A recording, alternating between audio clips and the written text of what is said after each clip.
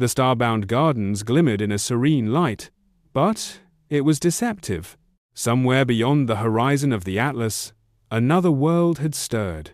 This one was alive with its own stories, its own rules, and its own dragons, but unlike anything the miniature dragons had ever encountered. Arin, Lira, and Sero stood at the edge of a floating vine bridge, tiny dragons circling their heads nervously. Lumen, the primordial dragon, rumbled softly beneath them, scales flickering in anticipation. "Are we ready for this?" Arin asked. "We have to be," Lira replied. "The Atlas doesn't just show worlds anymore. It shares them. And this one is different." The Atlas pulsed in response, forming a shimmering portal that resembled liquid glass. From its surface, shapes emerged dragons, unlike the miniature species they knew. Tall and ethereal, some appeared almost invisible, like living shadows.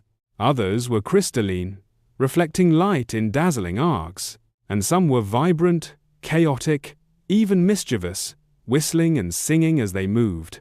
"This is their world," the cosmic elder whispered, "and it has chosen to tell its story." Stepping into another world, the children and their miniature dragons leapt across the portal together. Instantly, they were immersed in a world of motion and color beyond imagination. Gravity was playful, sometimes light, sometimes strong, pulling them in ways that made laughter inevitable. The trees swayed even when there was no wind. Rivers of liquid starlight flowed upward, forming cascading bridges in the sky. Leaf dragons leapt from floating leaves, as if on trampolines. Granite dragons used their rocky bodies to anchor themselves to impossibly shifting platforms. Moon dragons glided effortlessly, tracing arcs of silvery light that illuminated the terrain for everyone else. And then they saw the first hostile creature. A serpent-shaped dragon, twice the size of a granite dragon, slithered along a bridge of solidified light. Its scales were obsidian, sharp and angular, and its eyes glowed with mischief, not malice, but challenge. It spoke in a language the Atlas translated automatically, soft yet commanding. "You are not of this world. Prove your story belongs." Action ignites. The miniature dragons responded instinctively. Glowings darted forward, drawing arcs of light that distracted the serpent. Leaf dragons used vines to swing, knock, and redirect energy without harm. Granite dragons created temporary stone barricades mid-air. Moon dragons reflected sunlight from the floating rivers to blind the serpent temporarily. The children discovered that the world itself reacted to their creativity. Every movement they made, every decision, caused the bridges, rivers, and trees to shift dynamically. The Atlas now functioned as both guide and referee, balancing chaos with possibility. Sero called out, "We don't fight, we dance. Let's show them our story." And so they did. Each dragon moved in precise yet playful patterns, weaving together defensive maneuvers, acrobatics, and humor. Even the tiny Dreamling joined, growing slightly larger with confidence. The serpent watched for a moment and then, unexpectedly, it joined. Its sharp edges softened. Its movements became a synchronized challenge rather than a threat. Discovering the other world story. Once the immediate excitement settled, the Atlas revealed the true purpose of this world. It projected fragments of a story, scenes hovering in midair, like floating pages of a book that could be walked through. A volcano where fire dragons taught smaller creatures to survive heat and adapt without burning. Crystal forests where light refracted in impossible ways, guiding travelers through puzzles of perception. Floating islands inhabited by playful miniature dragons who communicated through song rather than speech. Rivers that carried not water, but memory, allowing visitors to witness past events as if they were happening again. Each scene invited participation. The miniature dragons explored, learned, and engaged without fear.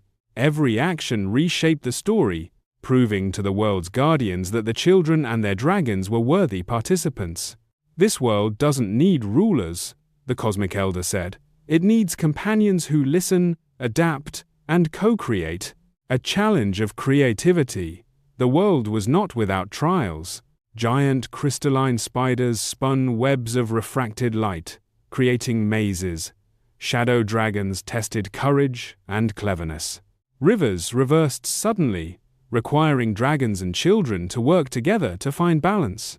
Every challenge required teamwork, ingenuity, and empathy.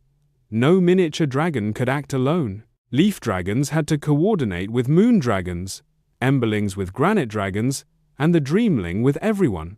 Through these trials, the children realized something profound. Stories are alive, not when they are told, but when they are experienced together. Friendship across worlds. By the climax of their journey, the children and dragons had gained the trust of the world's guardians. The giant serpent transformed fully into a guide, showing hidden chambers where the world's history was stored, crystal glyphs telling tales of dragons, stars, and children from centuries ago. The atlas hummed in agreement. "This is a new chapter," it said. "Not ours, not theirs, but shared." The Dreamling, now shimmering with prismatic light, chirped happily, forming a bridge between miniature dragons and the world's native creatures. Even the moon dragons reflected joyful arcs of light across the crystal sky. The children understood. Every world has a story. Every story deserves to be honored. And every dragon, no matter how small, has a role in shaping it. Returning home. With the day ending, the atlas guided the miniature dragons and children safely back to the starbound gardens. But something had changed forever. The miniature dragons were braver, more inventive, and more connected. The Dreamling now hummed a constant soft light, reflecting the other world's energy. The atlas carried memories of co-created stories, ready to share with new worlds. The cosmic elder appeared, smiling. "You have learned that stories are bridges, and bridges are living." Above them, the dragon-shaped star shone brighter than ever, now a beacon for all worlds willing to tell and share their tales. The saga continues, and the universe is more alive, more connected, and more magical than ever before.